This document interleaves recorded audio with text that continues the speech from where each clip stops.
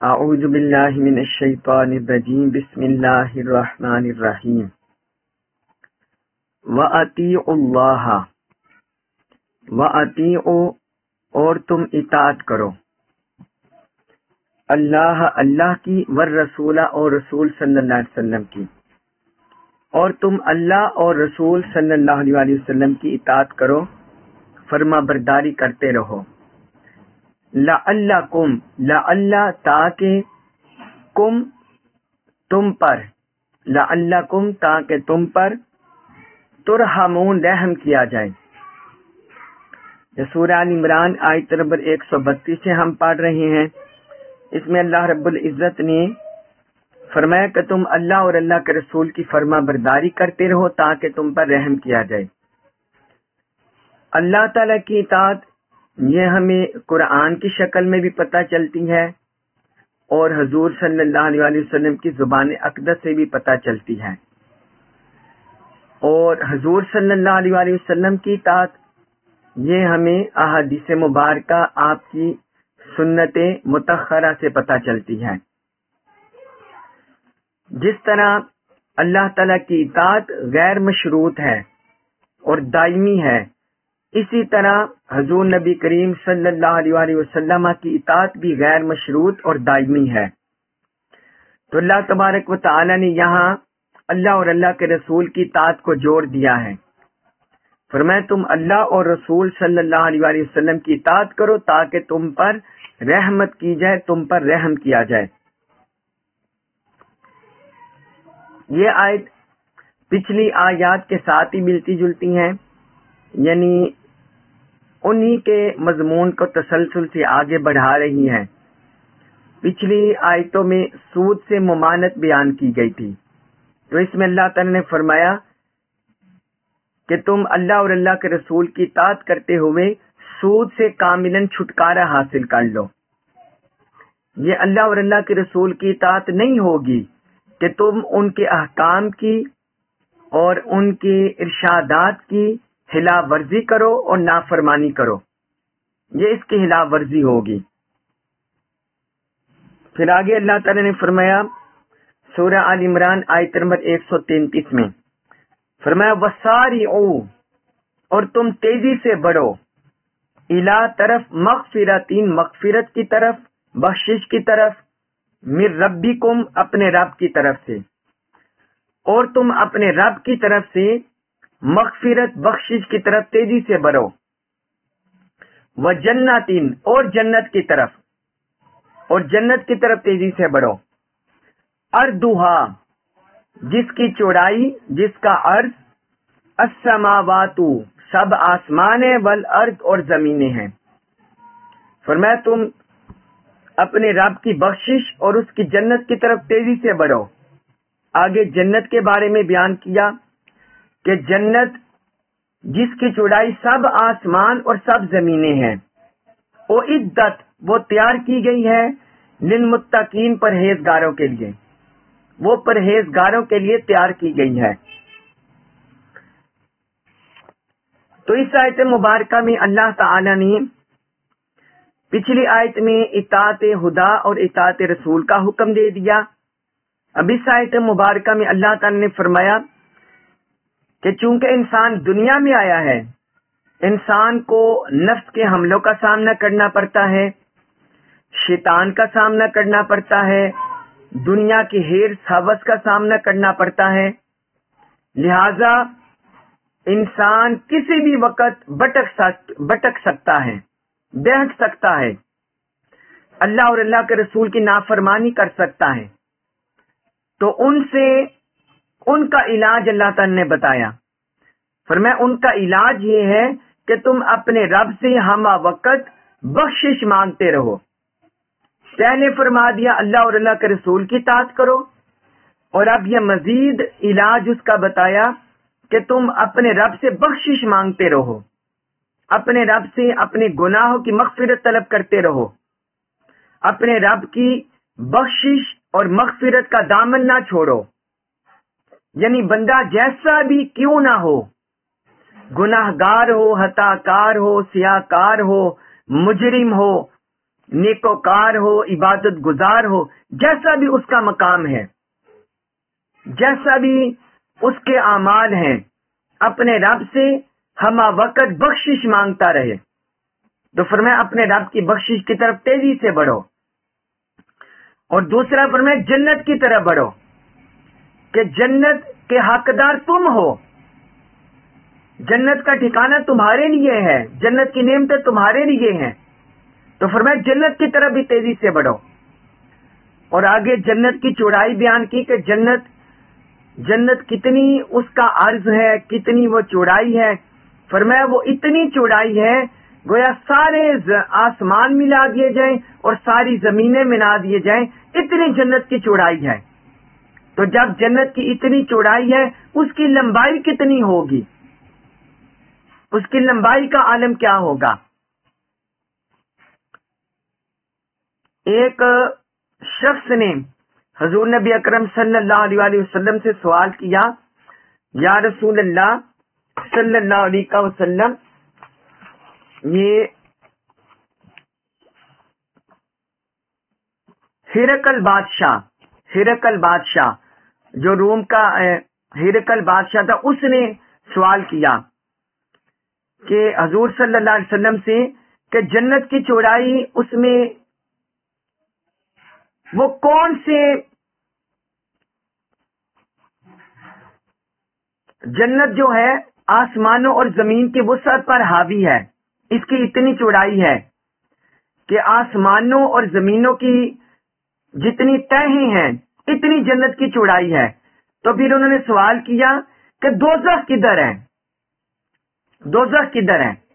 तो हुजूर सल्लल्लाहु अलैहि वसल्लम ने फरमाया, क्या तुम्हें ये पता नहीं कि जब दिन होता है, दिन तुलू होता है, दिन जाहिर होता है, उस वक्त रात किधर होती है। यानी मतलब ये है कि जिस तरह दिन के जाहिर होने से रात छुपी होती है, ये जमीनों आसमानों का जो रात और दिन के आने जाने का निजाम चल रहा है सूरज की गर्दिश से, कि सूरज जब दिन के वक्त किसी साइड पर तुलू होता है और उस टाइम मतला के दूसरी तरफ रात होती है, यानी फलक की दूसरी साइड रात होती है। तो इसी तरह हुजूर सल्लल्लाहु अलैहि वसल्लम ने फरमाया कि दोज़ख भी इसी तरह पोशीदा है, वो भी इसी कायनात में है, लेकिन वो भी इसी तरह पोशीदा है। फिर एक यहूदी ने भी हजरत उमर रज़ी अल्लाह अन्हु से इसी तरह का सवाल किया था। तो हुजूर सल्लल्लाहु अलैहि वसल्लम ने भी उन्हें इसी तरह जवाब दिया था। यानी मतलब ये है कि जन्नत आलम बाला में है, ऊपर है, और दोज़ख वो आलम पस्त में है। फिर एक हदीस मुबारक में है, हुजूर सल्लल्लाहु अलैहि वसल्लम से सवाल किया गया, हजरत अनस बिन मालिक रज़ी अल्लाह अन्हु से पूछा गया कि जन्नत आसमानों में है या जमीन में है, किधर है, जन्नत आसमानों में है या जमीन में है, किधर है। तो उन्होंने जवाब दिया, जन्नत आसमानों से ऊपर और अर्श के नीचे है, जन्नत आसमानों से ऊपर और अर्श के नीचे है। ये इंसान के जहन में ये इसलिए सवाल आते हैं, इंसान के जहन में इसलिए सवाल आते हैं क्योंकि इंसान का जहन तंग है। इंसान खुद एक महदूद महलूक है, लिहाजा इसका जहनी सलाहियत भी महदूद है, इसकी सोचने समझने की सलाहियत भी महदूद है, इसकी नजर भी महदूद है। तो जब इतनी वसअत जन्नत की देखता है तो इंसान के जहन में ऑटोमेटिक इस तरह के सवालात उभरते हैं, जबकि अल्लाह ताला की सिफात और उसकी जात वो लामहदूद है और वो जैसा चाहे कायनात को हल्क कर सकता है, तहलीक कर सकता है। तो अल्लाह तबारक व तआला ने जन्नत को इस तरह बनाया है। फरमाया, फिर आगे फरमाया कि ये जो जन्नत अल्लाह ताला ने जमीनों आसमान की जिसकी चौड़ाई है, जो इतनी वसी अल्लाह ताला ने बनाई है, फरमाया ये मुत्तकीन के लिए तैयार की गई है। किन के लिए तैयार की गई है? मुत्तकीन के लिए, ये मुत्तकीन के लिए बनाई गई है। آگے سورہ آل عمران آیت نمبر 134 اور 135، اس میں اللہ تعالی نے متقین کی صفات بیان کی ہیں کہ اس جنت کے جو مستحق متقین بنتے ہیں وہ کون لوگ ہیں، وہ کون لوگ ہیں، ان کی صفات کو اللہ تعالی نے بیان کیا ہے آیت سورہ آل عمران کی آیت نمبر 134 اور 135 میں۔ 6 صفات کو، ان کی 6 صفات کو، خوبیوں کا ذکر کیا ہے۔ ان کی پہلی خوبی، پہلی صفت فرمایا الذین، وہ لوگ ہیں ينفقون، وہ خرچ کرتے ہیں، فی السراء، فراہی میں، فراہی میں، خوشحالی میں، والضراء، اور تنگی میں، تنگ دستی میں، بدحالی میں۔ فرمایا وہ فراہی اور تنگی میں خرچ کرتے ہیں، پہلی صفت۔ دوسری بیان کی والکاظمین الغیظ، والکاظمین، اور وہ ضبط کرنے والے ہیں، الغیظ، غصے کو، اور وہ غصے کو ضبط کرنے والے ہیں۔ تیسری ان کی خوبی اور صفت بیان کی والعافین، اور وہ معاف کرنے والے ہیں، عن الناس، لوگوں کو، اور وہ لوگوں کو معاف کرنے والے ہیں، لوگوں سے درگزر کرنے والے ہیں، انہیں معاف کرنے والے ہیں۔ اور چوتھی اللہ تعالی نے فرمایا واللہ، اور اللہ یحب، محبت کرتا ہے، المحسنین، احسان کرنے والوں سے، اور اللہ احسان کرنے والوں سے محبت کرتا ہے۔ اب اس میں اللہ تعالی نے ایک محبت بڑے انداز میں متقین کی صفت بیان کیا کہ وہ صاحبان احسان ہوتے ہیں، وہ احسان کرنے والے ہوتے ہیں۔ یہ اللہ تعالی نے محبت بڑے انداز میں ان کی چوتھی خوبی بیان کی کہ وہ احسان کرنے والے ہوتے ہیں۔ پانچویں صفت ان کی بیان کی والذین، اور یہ وہ لوگ ہیں اذا فعلوا، اذا، جب، فعلوا، وہ کرتے ہیں، فاحشۃ، کوئی برائی، یہ وہ لوگ ہیں جب کوئی برائی کر بیٹھتے ہیں، او، یا ظلموا، ظلم کرتے ہیں، انفسہم، اپنی جانوں پر، یہ وہ لوگ ہیں جب کوئی برائی کر بیٹھتے ہیں یا اپنی جانوں پر ظلم کرتے ہیں، ذکروا اللہ، ذکروا، وہ یاد کرتے ہیں اللہ کو، وہ اللہ کو یاد کرتے ہیں، فاستغفروا، پس بخشش مانگتے ہیں، لذنوبہم، اپنے گناہوں کی، وہ اللہ کو یاد کرتے ہیں اور اپنے گناہوں کی بخشش طلب کرتے ہیں۔ یہ ان کی پانچویں صفت اور خوبی بیان کی، پانچویں صفت اور خوبی بیان کی۔ اور پھر آگے ساتھ ہی اللہ تعالی نے فرمایا وَمَن، اور کون ہے، یغفر، جو بخشتے، الذنوب، گناہوں کو، الا اللہ، مگر اللہ۔ فرمایا اور کون ہے جو اللہ کے سوا گناہوں کو بخشتے، اور کون ہے جو اللہ کے سوا گناہوں کو بخشتے۔ وَلَمْ يُصِرُّوا، آگے ان کی چھٹی خوبی، چھٹی صفت بیان کی متقین کی۔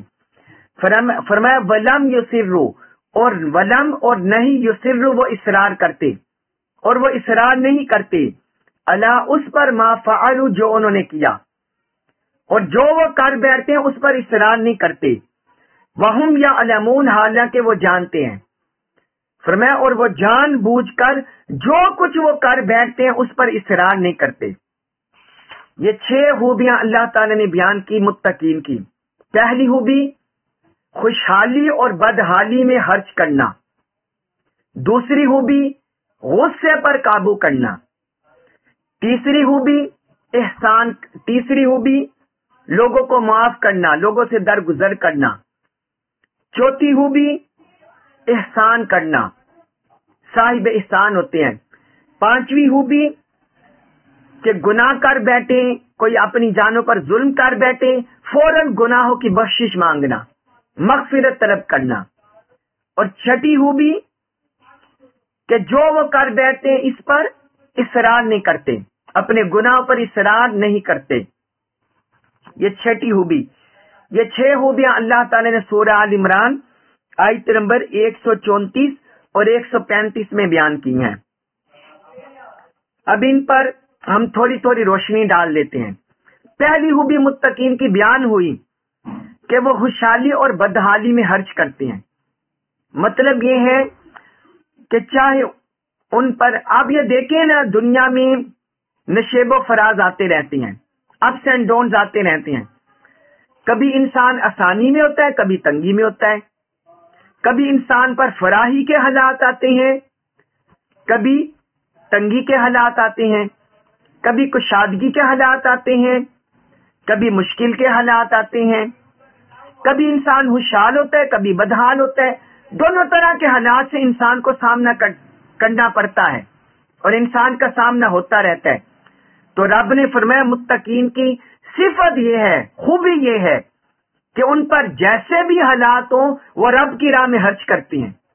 یعنی اگر ان کے پاس 100 روپیہ ہے تو اس میں سے بھی خرچ کرتے ہیں، اگر ہزاروں روپے لاکھوں روپے ہیں اس میں سے بھی خرچ کرتے ہیں. وہ اپنے ہاتھ کو روک کر نہیں رکھتے.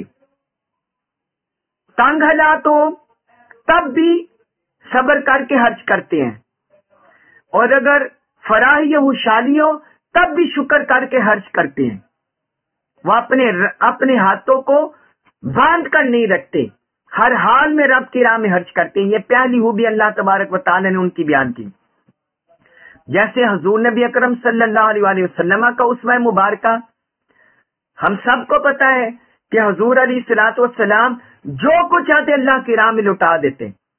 حتیٰ کہ ایک حدیث مبارک میں ہے، صحیح بخاری میں حدیث مبارک ہے، حضور صلی اللہ علیہ وسلم نے فرمایا میری خواہش ہے کہ میرے پاس اور پہاڑ جتنا سونا ہو اور وہ میں سب کچھ اللہ کی راہ میں خرچ کر دوں 3 راتیں گزرنے سے پہلے. فرمایا 3 راتیں گزرنے سے پہلے وہ میں سب کچھ اللہ کی راہ میں خرچ کر دوں اور ان میں سے اتنا ہی بچا کر رکھوں کہ میں کسی قرضہا کا قرض ادا کر سکوں، قرضہا کا قرض ادا کر سکوں. فرمایا بس اس میں سے اتنا بچا کر رکھوں. اور سنن ترمذی میں حدیث مبارک ہے، حضرت ابو ہریرہ رضی اللہ عنہ بیان کرتے ہیں حضور صلی اللہ علیہ وسلم کے پاس مال آیا اموال غنیمت میں سے، تو آپ صلی اللہ علیہ وسلم تقسیم فرمانے لگے حتیٰ کہ آپ نے سارا تقسیم کر دیا. پھر آپ گھر تشریف لے گئے اور آپ بے چین ہوئے. حضرت ابو ہریرہ رضی اللہ عنہ کو بلایا اور پوچھا اس سونے کے ٹکڑے کا کیا ہوا؟ ایک سونے کا ٹکڑا بچ گیا تھا. انہوں نے عرض کیا یا رسول اللہ بھی بچ گئے. فرمایا اس کو بھی جلدی سے تقسیم کر دو، جب تک وہ میرے پاس ہے مجھے بے چینی ہے کہ میں اس کے حقدار کو وہ پہنچا دوں. تو اس طرح آقا علیہ الصلوۃ والسلام کی سیرت طیبہ، اہل اللہ اولیاء صالحین کی بھی یہی سیرت تھی. حضور غوث الثقلین سیدنا شیخ عبد القادر جیلانی رحمت اللہ علیہ، آپ کے لیلہ وصال ہے، 11ویں شریف کا مہینہ ہے، ربیع ثانی ہے. آپ کے پاس ایک شخص آ گیا، بوڑھا شخص، عرض کرنے لگا یا شیخ میرے پاس، میں نے دریا کو پار کرنا ہے، میرے پاس کچھ بھی نہیں ہے. آپ نے فرمایا یہاں بیٹھ جاؤ. غریب تھا وہ بوڑھا شخص. فرمایا یہاں بیٹھ جاؤ. وہ شخص بیٹھ گیا. اسی اسنا ایک شخص آپ کی خدمت میں حاضر ہوا، اس نے دیناروں کی بڑی تھیلی آپ کی خدمت میں پیش کی. آپ اندازہ کریں دینار سونے کا بنا ہوتا تھا اس دور میں. دیناروں کی بڑی تھیلی آپ کی خدمت میں پیش کی. آپ نے فرمایا وہ برا شخص کدھر ہے جو وہ دریا پار کرنے کا کرایہ مانگ رہا تھا، جس کے پاس کرایہ نہیں تھا؟ تو وہ شخص حاضر خدمت ہوا تو آپ نے ساری سونے کی بڑی تھیلی، دیناروں سے بڑی تھیلی اس کو دے دی. فرمایا جاؤ یہ لے جاؤ، اپنی ضرورت پوری کرو. اسی طرح آپ کا نام نہیں ہے غوث الثقلین، آپ کو اس لیے یہ آپ کا لقب پڑا کہ آپ انسانوں اور جنات کی مدد کیا کرتے تھے، اس لیے آپ کا یہ لقب پڑ گیا، ساری امت میں مشہور ہو گیا غوث الثقلین، کہ آپ انسانوں اور جنات کی مدد کرنے والے تھے. اور روحانی طور پر اب بھی آپ اپنی نظر سے مدد کرتے ہیں. تو اللہ تبارک و تعالی نے متقین کی یہ پہلی صفت بیان کی، پہلی خوبی بیان کی کہ وہ مال کی حرص و طمع سے آزاد ہوتے ہیں، ہر حال میں خرچ کرتے ہیں. اور دوسری بیان کی والقاظمین الغیظ، فرمایا اور غصہ کو ضبط کرنے والے ہوتے ہیں. غصہ انسانی زندگی میں آ جاتا ہے. انسانی زندگی میں غصہ، عام حالات، نرمی کے حالات انسان کی زندگی کا حصہ ہے، کیونکہ انسان ہے. جو اس کی طبیعت کے موافق نہیں ہوتا انسان کو غصہ آ جاتا ہے. لیکن اللہ تبارک و تعالیٰ نے متقین کی صفت بیان کی کہ غصہ انہیں آ بھی جائے وہ غصہ کو پی جانے والے ہوتے ہیں. وہ کیا ہوتے ہیں؟ غصہ کو پی جانے والے ہوتے ہیں. اس پر میں آپ کو 2-3 احادیث مبارکہ بیان کر دوں، کیونکہ ہمارے معاشرے میں اس طرح کے جذبات کا بہت زیادہ فروغ ہے. غصہ، غیظ، غضب اور لعن طعن، گالی گلوچ ہمارے معاشرے میں بہت زیادہ ہے، خواتین میں بھی بہت زیادہ ہے. حضرت معاذ بن جبل رضی اللہ عنہ سے مروی حدیث ہے، سنن نبی داؤد میں یہ حدیث ہے کہ 2 آدمی حضور صلی اللہ علیہ وسلم کے سامنے لڑ رہے تھے. ان میں سے ایک شخص بہت زیادہ شدید غصے میں تھا اور ایسا لگتا تھا کہ غصے سے اس کی ناک پھٹ جائے گی، اتنا غصے میں تھا.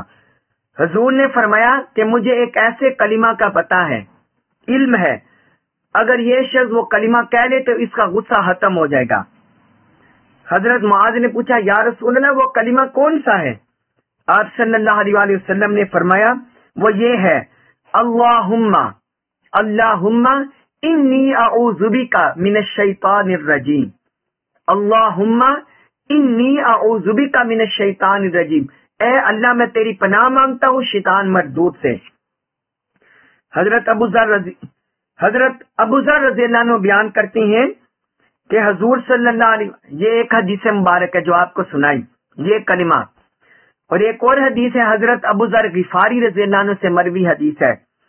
حضور نبی اکرم صلی اللہ علیہ وآلہ وسلم نے فرمایا جب تم میں سے کوئی شخص غصہ میں ہو، جب تم میں سے کوئی شخص غصہ میں ہو، اگر وہ کھڑا ہو تو بیٹھ جائے، اگر وہ کھڑا ہو تو بیٹھ جائے، پھر اگر اس کا غصہ دور ہو جائے تو ٹھیک ہے، ورنہ وہ پھر لیٹ جائے، ورنہ وہ پھر لیٹ جائے. یعنی وہ ایک بندے کو غصہ آیا ہوا ہے، فرمایا وہ بیٹھ جائے، اگر اس کا غصہ دور ہو جائے تو ٹھیک ہے، اگر اس سے بھی غصہ دور نہیں ہوتا تو فرمایا وہ لیٹ جائے. کیونکہ یہ سائنٹیفک اور سائیکولوجیکل نفسیاتی طور بھی ڈاکٹر کہتے ہیں یہ چند سیکنڈز کا ہوتا ہے، چند سیکنڈز کا. بہت زیادہ غصے کی حالت ہوتی ہے چند سیکنڈز کی، تو اگر اس حالت میں انسان اپنے غصے پر کنٹرول کر لے. ہمارے ہاں بہت زیادہ طلاقیں واقع ہو رہی ہیں، اس کا ایک سبب بھی بے جا غصہ ہے، بے جا غصہ ہے. تو فرمایا حضور نے اس کا علاج بتایا ہے. ایک پہلا علاج بتایا شیطان کے حملے سے بچ جاؤ، یہ دعا پڑھ لو اللہم انی اعوذ بک من الشیطان الرجیم. اور دوسرا نفسیاتی طور پر عملی طور پر علاج بتایا جس کو غصہ ہے اگر کھڑا ہے تو بیٹھ جائے، اور اگر رفع ہو جائے تو ٹھیک ہے، اور اگر بیٹھا ہوا ہے نہیں غصہ کم ہوا تو فرمایا وہ لیٹ جائے، نفسیاتی طور پر اس پر اثر انداز ہوگا. پھر ایک حدیث مبارک میں رسول اللہ صلی اللہ علیہ وسلم نے فرمایا غضب غصہ، فرمایا یہ شیطان سے ہے، یہ شیطان کے فراس میں سے ہوتا ہے، اور شیطان آگ سے پیدا کیا گیا ہے اور آگ پانی سے بجھائی جاتی ہے. لہذا جب تم میں سے کوئی شخص غصے میں ہو، غضبناک ہو، تو فرمایا وہ وضو کر لے. وہ کیا کر لے؟ وہ وضو کر لے، تو اس سے غصہ ختم ہو جائے گا. تو اس طرح حضور صلی اللہ علیہ وسلم نے یہ علاج بتلایا ہے. تو اللہ تبارک و تعالی نے فرمایا کہ متقین کی دوسری صفت یہ ہے کہ وہ غصے کو پی جانے والے ہوتے ہیں. اور تیسرا فرمایا وہ لوگوں کی غلطیوں سے درگزر کرنے والے ہوتے ہیں. والعافین عن الناس، لوگوں کی غلطیوں سے درگزر کرنے والے ہوتے ہیں. اب یہ دیکھیے معاف کرنا یہ بھی بڑا اعلیٰ عمل ہے. معاف کرنا، درگزر کرنا بڑا اعلیٰ عمل ہے. اللہ تبارک و تعالی نے سورۃ الشورى آیت نمبر 37 میں فرمایا وَإِذَا مَا غَضِبُوا هُمْ يَغْفِرُونَ. یہ بھی متقین مؤمنین کی صفت ہی بیان کیا سورۃ الشورى آیت نمبر 37 میں. فرمایا جب وہ غضبناک ہوتے ہیں، غصے میں ہوتے ہیں تو معاف کر دیتے ہیں، جب وہ غصے میں ہو معاف کر دیتے ہیں.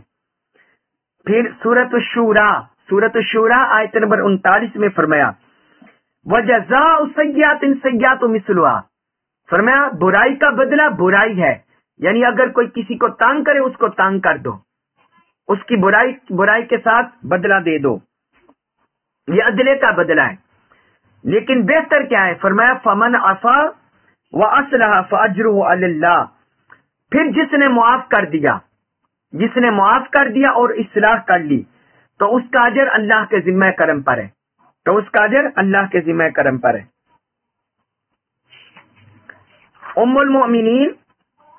ام المؤمنین حضرت عائشہ صدیقہ رضی اللہ عنہ بیان کرتی ہیں، فرماتی ہیں کہ رسول اللہ صلی اللہ علیہ وسلم بے حیائی کی باتیں نہ تبعن کرتے تھے نہ تکلفن، یعنی آپ نہ طبیعت کے لحاظ سے کرتے تھے نہ تکلفن کرتے تھے، اور نہ بازار میں بلند آواز سے بولتے تھے، اب بازار میں بلند آواز سے باتیں بھی نہیں کرتے تھے، اور برائی کا جواب برائی سے نہیں دیتے تھے بلکہ معاف کر دیتے تھے اور درگزر کر دیتے تھے۔ یہ سنن ترمذی میں یہ حدیث ہے۔ پھر حضرت عقبہ بن عامر رضی اللہ عنہ سے مروی حدیث ہے، وہ کہتے ہیں میں حضور صلی اللہ علیہ وسلم سے ملا، میں نے آپ کا ہاتھ تھام لیا، آپ کا دست تھام لیا، اور میں نے عرض کیا یا رسول اللہ مجھے کوئی فضیلت والے اعمال بتائیں۔ حضور نے فرمایا اے عقبہ جو تم سے تعلق توڑے تم اس سے تعلق جوڑو، اور جو تم کو محروم کرے تم اس کو عطا کرو، اور جو تم پر ظلم کرے تم اس سے اعراض کرو، درگزر کرو۔ یہ مسند احمد بن حنبل میں حدیث ہے۔ تو اس طرح حضور صلی اللہ علیہ وسلم نے ہمیں تلقین کیا۔ پھر آگے اللہ تعالیٰ نے چوتھی خوبی ان کی بیان کی، متقین کی، کہ اللہ تعالیٰ احسان کرنے والوں سے محبت کرتا ہے، یعنی متقین احسان کرنے والے بھی ہوتے ہیں کہ وہ جو ان کے ساتھ برائی کرتا ہے اس کے ساتھ اچھائی کرتے ہیں، جو ان کے ساتھ شر کرتا ہے ان کے ساتھ خیر کرتے ہیں، بلکہ اس سے بڑھ کر اجر عطا فرماتے ہیں، اس سے بڑھ کر اس کے ساتھ نیکی کا عمل کرتے ہیں۔ امام جعفر الصادق ان کے بارے میں ایک روایت آتی ہے، امام جعفر الصادق اہل بیت اطہار میں سے، ان کی کسی نوکرانی سے باندی سے کنیزہ سے کوئی غلطی ہو گئی تو وہ جلال میں آنے لگے، غصہ ظاہر ہونے لگا، تو اس باندی نے پڑھا وَالْقَاظِمِينَ الْغَيْظَ، یہ آیت مبارکہ پڑھ دی کہ متقین وہ ہوتے ہیں جو اپنے غصے پر کنٹرول کرنے والے ہوتے ہیں۔ تو انہوں نے کہا ٹھیک ہے میں نے اپنے غصے پر کنٹرول کر دیا۔ پھر اس نے پڑھا وَالْعَافِينَ عَنِ النَّاسِ، کہ وہ معاف کرنے والے ہوتے ہیں۔ آپ نے فرمایا ٹھیک ہے میں نے تمہیں معاف کر دیا۔ پھر اس نے آگے پڑھ دیا وَاللَّهُ يُحِبُّ الْمُحْسِنِينَ، اللہ احسان کرنے والوں سے محبت کرتے ہیں۔ وہ کہتے ہیں ٹھیک ہے جاؤ میں نے تمہیں آزاد کر دیا۔ تو متقین اس طرح ہوتے ہیں، وہ مزید انعام کرتے ہیں، جو ان کے ساتھ برائی کرتے ہیں اس پر مزید یعنی انعام کرتے ہیں۔ حضور صلی اللہ علیہ وسلم کی یہ عادت مبارکہ تھی کہ آپ اگر کسی کے مقروض ہوتے اور آپ اس کا قرض واپس کرتے تو آپ صلی اللہ علیہ وسلم بڑھ کر یعنی اس کی رقم سے بڑھ کر اسے عطا کرتے۔ اور پھر آپ صلی اللہ علیہ وسلم پر معاذ اللہ کوئی آپ پر ظلم کرتا، جس طرح ایک عرابی آ گیا، اس نے آپ صلی اللہ علیہ وسلم کے گردن مبارک میں چادر لپیٹ دی تو وہ کھردری چادر تھی، اس چادر سے آپ کے گلے مبارک پر گردن مبارک پر نشان بھی پڑ گیا۔ تو آپ نے فرمایا یہ چادر تو ہٹاؤ۔ اس نے جب چادر ہٹائی تو فرمایا کیا بات ہے؟ وہ کہنے لگا کہ جو اللہ تعالی نے آپ کو مال دیا اس مال میں سے مجھے دیں، اور آگے مزید سختی سے معاذ اللہ کہنے لگا کہ یہ مال آپ کا اور آپ کے باپ کا نہیں ہے۔ اس طرح یعنی حضور کی بے ادبی کی۔ صحابہ کرام دوڑے اس کو پکڑنے کے لیے، حضور نے فرمایا چھوڑ دو۔ پھر آپ نے حکم فرمایا کہ اسے ایک اونٹ بھر کر دے دو اور ایک گندم سے اونٹ بھر کر دے دو، یعنی ایک جو سے اونٹ بھر کر دے دو اور ایک گندم سے اونٹ بھر کر دے دو۔ اس طرح آپ صلی اللہ علیہ وسلم نے اس پر کرم فرمایا، یعنی آپ نے اپنے اوپر سختی کا اس کا بدلہ نہیں لیا، بلکہ احسان کیا، اسے معاف بھی کر دیا اور اس پر احسان بھی کیا۔ اس طرح اللہ تبارک و تعالی نے متقین کی یہی خوبیاں بیان کیا، اور پانچویں خوبی ان کی بیان کی، کیونکہ انسان سے گناہ سرزد ہو جاتے ہیں، انسان خطا کا پتلا ہے، گناہ ہو جاتے ہیں، صغیرہ بھی ہو جاتے ہیں، کبیرہ بھی ہو جاتے ہیں۔ یہ اللہ تعالی نے ان کے بارے میں بیان کیا، تو اس کا مطلب یہ ہوا کہ متقین جو مؤمنین کاملین صالحین ہوتے ہیں، متقین ہوتے ہیں، ان سے کبیرہ گناہ بھی ہو سکتا ہے، صغیرہ بھی ہو سکتا ہے۔ اللہ تبارک و تعالیٰ نے فرمایا کہ جب وہ کوئی برائی کر بیٹھے یا اپنی جانوں پر ظلم کر بیٹھے تو وہ کیا کرتے ہیں؟ اللہ کا ذکر کرتے ہیں اور استغفار کرتے ہیں، یعنی وہ گناہ کر بیٹھنے کے بعد وہ اکڑتے نہیں ہیں، تکبر میں نہیں آتے، بلکہ فوراً اللہ کے حضور استغفار کرتے ہیں، رجوع کرتے ہیں، توبہ کرتے ہیں، اللہ کا ذکر کرتے ہیں، اللہ کو مناتے ہیں۔ نماز میں کمی کوتاہی ہوگی مناتے ہیں، روزے میں کمی کوتاہی ہوگی مناتے ہیں، حج زکوٰۃ میں صدقہ خیرات میں کمی کوتاہی ہوگی مناتے ہیں، کسی کی حقوق العباد میں کمی کوتاہی ہوگی تب بھی رب کو مناتی ہیں، حقوق العباد ادا کرتے ہیں، حقوق اللہ ادا کرتے ہیں۔ تو فرمایا یہ وہ اس طرح یہ نہیں کرتے ہیں۔ حضرت ابو بکر صدیق رضی اللہ عنہ سے مروی ایک حدیث ہے، حضور نبی اکرم صلی اللہ علیہ وسلم نے فرمایا جو شخص بھی کوئی گناہ کرے، جو شخص بھی کوئی گناہ کرے، پھر وہ اچھی طرح وضو کرے، اچھی طرح وضو کرے، پھر کھڑا ہو کر 2 رکعت نماز پڑھے، 2 رکعت نماز پڑھے، پھر اللہ سے استغفار کرے، تو اللہ تعالیٰ اس کو بخش دیتا ہے، تو اللہ تعالیٰ اس کو بخش دیتا ہے۔ پھر حضرت ابو بکر صدیق رضی اللہ عنہ نے یہ آیت مبارکہ پڑھ دی، والذین اذا فعلوا فاحشۃ او ظلموا انفسهم ذکروا اللہ۔ یہ سنن نبی داؤد میں حدیث ہے، سنن نبی داؤد میں یہ حدیث مبارک ہے۔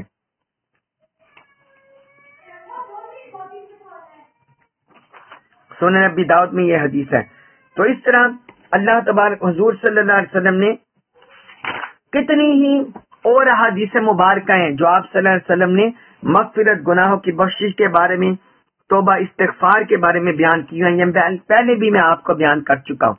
تو اللہ تبارک و تعالی نے فرمایا یہ متقین کی یہ بھی صفت ہے کہ وہ گناہوں پر اصرار اور تکرار نہیں کرتے، اور جب گناہ ہو جائے فوراً رب کی بارگاہ میں رجوع کرتے ہیں۔ اور چھٹی بھی ان کی بیان کی، وَلَمْ يُصِرُّوا عَلَىٰ مَا فَعَلُوا وَهُمْ يَعْلَمُونَ، کہ جب بھی وہ گناہ کر بیٹھتے ہیں جان بوجھ کر اس پر اصرار نہیں کرتے۔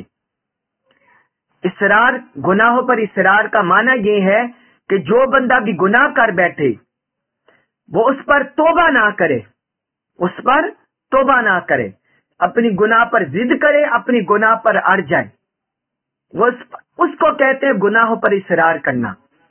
تو جو متقین ہوتے ہیں وہ گناہ پر اصرار نہیں کرتے۔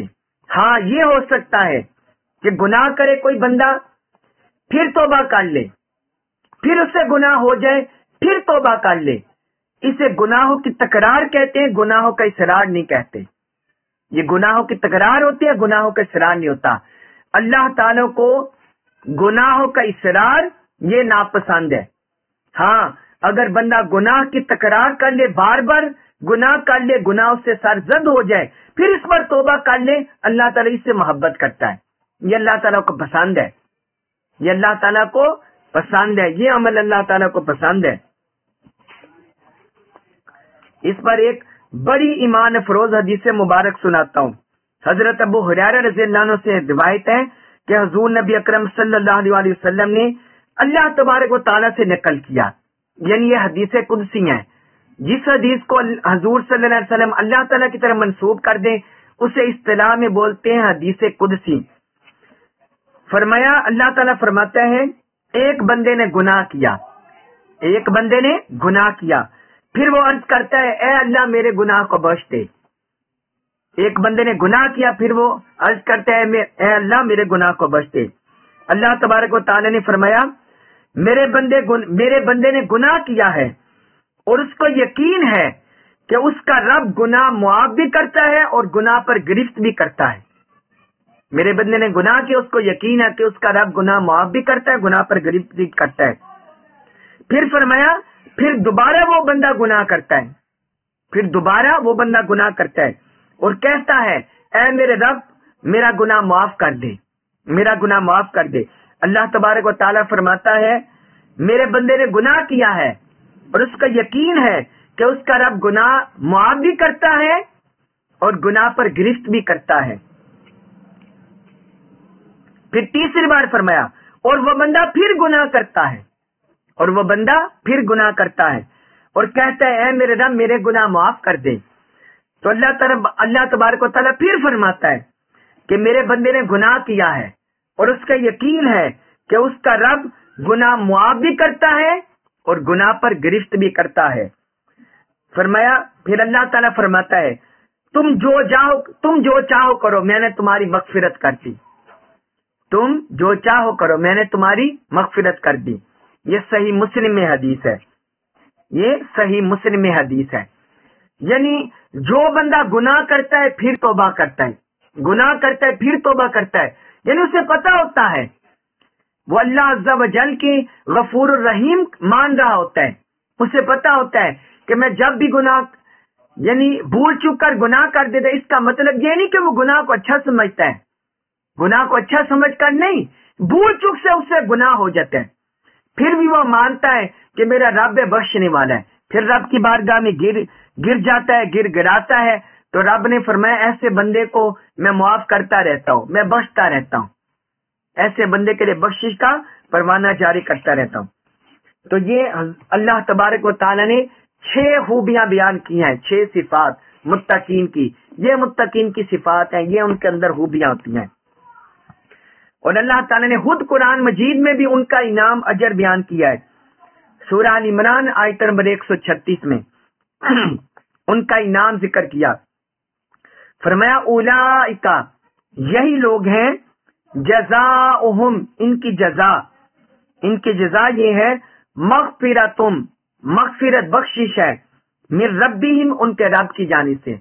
فرمایا یہی لوگ ہیں ان کے رب کی جانب سے ان کے لیے مغفرت ہے، بخشش ہے۔ وجنات اور باغات ہیں، جنتیں ہیں، تجری چلتی ہیں، من تحتیا اس کے نیچے سے چلتی ہیں، الانہار نہریں، فرمایا اور اس کے نیچے سے نہریں چلتی ہیں، خالدین وہ ہمیشہ رہنے والے ہیں، فیہا ان میں، وہ ان میں ہمیشہ رہنے والے ہیں۔ ونعما اور کتنا اچھا ہے اجر الصلہ العاملین عمل کرنے والوں کا، اور عمل کرنے والوں کا کتنا اچھا صلہ ہے۔ تو یہاں اللہ تبارک و تعالی نے 3 انعامات ان کے ذکر کیے جو ہم احادیث مبارکہ میں بھی پڑھے ہیں۔ پہلے فرمایا ان کے لیے مغفرت اور بخشش ہے، یہ حدیث مبارکہ ہم پچھلے آیات میں اس کا پڑھے ہیں، جب بھی جو پڑھائی آپ کو ہم نے ان کے لیے مغفرت بخشش ہے۔ اور دوسرا فرمایا ان کے لیے جنات ہے، باغات ہے رب کی طرف سے، اور تیسرا فرمایا وہ اس میں ہمیشہ رہنے والے ہیں، یعنی جو انہیں جنت کی نعمتیں عطا کی جائیں گی وہ ان سے چھینی نہیں جائیں گی، اس میں کمی کوتاہی نہیں کی جائے گی، فرمایا اس میں ہمیشہ رہیں گے۔ اور فرمایا کہ نیک عمل کرنے والوں کے لیے کتنا اچھا صلہ ہے، یعنی جو نیک عمل کرتے ہیں اللہ تبارک و تعالیٰ کی طرف سے کتنا اچھا صلہ انہیں ملتا ہے۔ پھر آیت نمبر 137 سورہ ال عمران آیت نمبر 137 اس میں فرمایا قد حلت بے شک گزر چکی ہیں من قبلکم تم سے پہلے، سنن طریقے، فرمایا تم سے پہلے طریقے گزر چکے ہیں، فسیرو پس تم چلو، بس تم پھرا کرو، فی الارض زمین میں، بس تم زمین میں چلا پھرا کرو، فانظرو تو دیکھو کیفا کس طرح، کیسا، کانا ہوا عاقبۃ الانجام المکذبین جھٹلانے والوں کا، فرمایا تم زمین میں چلو پھرو اور دیکھو کہ جھٹلانے والوں کا انجام کیسا ہوا ہے۔ اب اس آیت مبارکہ میں اللہ تبارک و تعالی نے یہ دوبارہ ہمیں جھنجھوڑا ہے، کیونکہ ہم سے خطاب ہے، فرمایا اے مسلمانوں اور اہل کتاب کو بھی خطاب ہے، اور سارے انسانوں کو خطاب ہے کہ تم سے پہلے جو لوگ گزر چکے ہیں ان کے حوال کو دیکھو، اس میں طریقے گزر چکے ہیں، ضابطے گزر چکے ہیں، اس میں غور و خوض کرو، زمین میں چلو پھرو۔ یہ شام کے علاقوں میں جاؤ، فلسطین کے علاقوں میں جاؤ، اردن کے علاقوں میں جاؤ، یہ یمن کے علاقوں میں جاؤ، ان علاقوں میں جاؤ جہاں انبیاء کرام آئے ہیں۔ تو اللہ تبارک و تعالی نے فرمایا وہاں جا کر دیکھو، یہ مصر کے علاقے میں جاؤ جہاں گزشتہ قومیں گزری، گزشتہ قومیں ہوئی، قوم عاد ہوئی، قوم ہود، قوم سمود ہوئی، قوم مدین ہوئی، قوم فرعون ہوئی، قوم لوط ہوئی۔ فرمایا ان کے حال احوال جا کر دیکھو کہ جو انہوں نے اللہ کو جھٹلایا، اللہ کے رسولوں کو جھٹلایا، تو ان کا انجام کیا ہوا۔ کسی کو زلزلے سے برباد کر دیا گیا، کسی کو خوفناک آندھی طوفان سے تباہ و برباد کر دیا گیا، کسی کو خوفناک چنگار سے تباہ و برباد کر دیا گیا، کسی کو خوفناک سیلاب سے غرق کر دیا گیا۔ تو رب نے فرمایا جنہوں نے اللہ اور اللہ کے رسول کو جھٹلایا ان کا انجام دیکھو کیسا ہوا ہے، لہذا تم بھی اللہ اور اللہ کے رسول کو نہ جھٹلاؤ، ان کے احکام کو نہ جھٹلاؤ۔ تو جو رب نے تمہیں حکم دیا ہے، اللہ اور اللہ کے رسول نے تمہیں احکام دیے ہیں، قرآن اترا ہے، حضور کی احادیث اتری ہیں، سنتیں اتری ہیں، تو فرمایا اس پر کما کو عمل پیرا ہو، اس پر عمل کرو۔ اللہ تعالیٰ کی سنت میں اللہ تعالیٰ کی سنت نہیں بدلتی، جس طرح ان کی پکڑ گرفت ہوئی تو اب جو قوم ظلم کرے گی، اللہ اور اللہ کے رسول کی خلاف ورزی کرے گی، نافرمانی کرے گی، تو اب بھی اللہ کے عذاب آئیں گے، اللہ کی گرفت آئے گی، اللہ کی پکڑ آئے گی۔ مگر گزشتہ قوموں میں اور آج کے احوال میں یہ فرق ہے کہ حضور صلی اللہ علیہ وآلہ وسلم کی رحمت کی وجہ سے، آپ کی دعا کی بدولت، آپ کے وسیلہ سے، آپ کے کرم سے آج من حیث الکل مجموعی طور پر کسی بھی قوم کو برباد نہیں کیا جائے گا۔ گزشتہ قوموں کے اور آج کے عذاب میں یہ فرق ہے، گزشتہ قوم جب بھی ان پر عذاب آتا وہ پوری کی پوری قوم تباہ و برباد ہو جاتی۔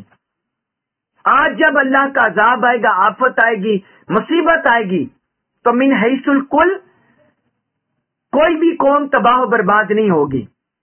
یہ صرف حضور کے وجود اقدس کی برکت ہے، آقا کی رحمت کی برکت ہے کہ اللہ تبارک و تعالی نے آپ کو جب سے دنیا میں بھیج دیا، آپ کو مبعوث کر دیا، آپ کو دنیا میں بھیج دیا، تو من حیث الکل عذاب کو اٹھا لیا، عذاب کو اٹھا لیا۔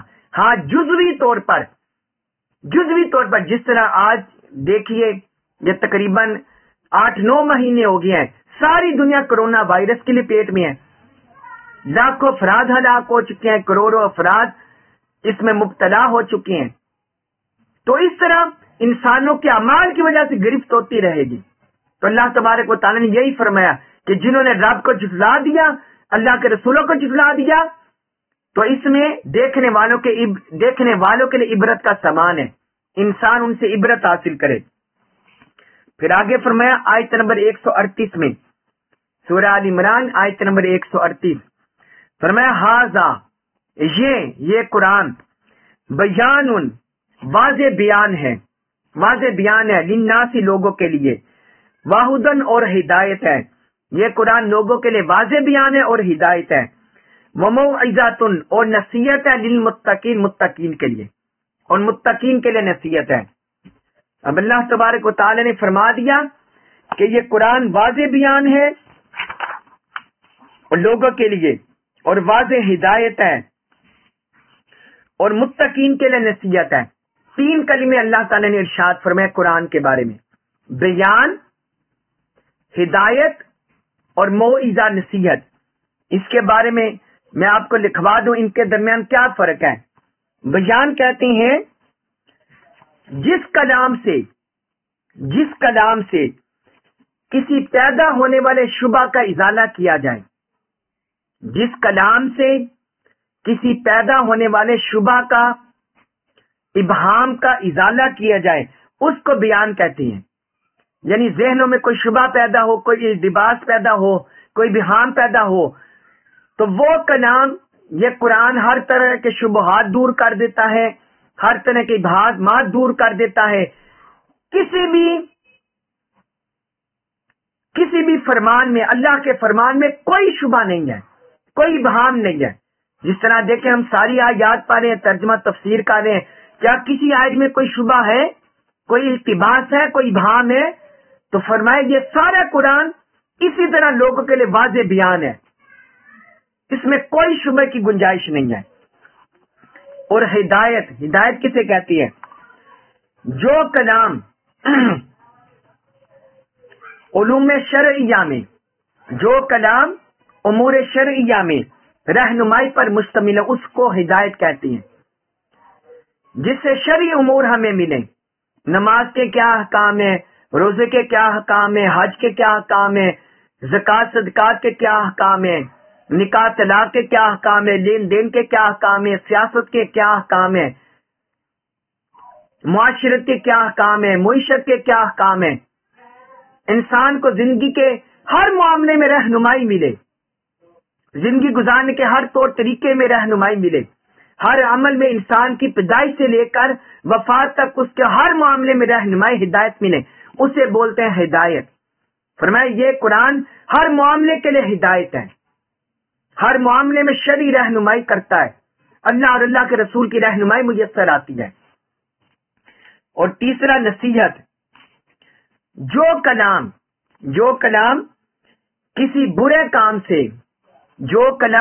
برے کام سے ممانعت کی تلقین پر مشتمل ہو، ممانعت کی تلقین پر مشتمل ہو، اس کو بولتے ہیں نصیحت۔ یعنی اس کلام پاک سے، قرآن مجید سے ہمیں ہر طرح کے برے کام سے ممانعت ملتی ہے۔ جس طرح ہم نے سود کے بارے میں بتایا، اللہ نے فرمایا حرام ہے، منع فرما دیا۔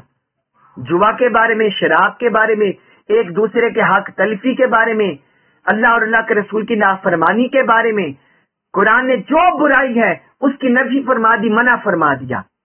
تو قرآن سے ہمیں واضح بیان بھی ہے، ہر سطح کے لوگوں کو، اس میں کافر بھی ہیں، مشرک بھی ہے، بت پرست بھی ہے، مجوسی بھی ہے، یہ قرآن ہر ایک کے لیے واضح بیان ہے اور ہر ایک کے لیے ہدایت ہے۔ ہر انسان کو یہاں سے ہدایت مل سکتی ہے، اچھائی برائی کی تمیز، خیر اور شر کی تمیز ہر انسان کو یہاں سے مل سکتی ہے۔ اور پھر یہ برائی انسان پر واضح کرتا ہے، متقین کے لیے یہ نصیحت ہے۔ یعنی چونکہ متقین کا خاص طور پر نصیحت کے ساتھ اس لیے ذکر کیا کہ متقین جو اس میں ممانعت کے احکام سنتے ہیں، متقین سر نگو کر دیتے ہیں، متقین مان لیتے ہیں، اس لیے اللہ تبارک و تعالی نے نصیحت کے ساتھ متقین کا ذکر کیا۔ تو یہ قرآن کی خوبیاں بیان فرمائی۔ اللہ تبارک و تعالی ہمیں قرآن مجید کا کمال کو فہم نصیب فرمائے، اور ہمیں اللہ تبارک و تعالی اپنے احباب، اپنے احکام، اپنے حبیب کے احکام پر عمل پیرا ہونے کی توفیق عطا فرمائے۔ وما علیہ الا البلاغ المبین۔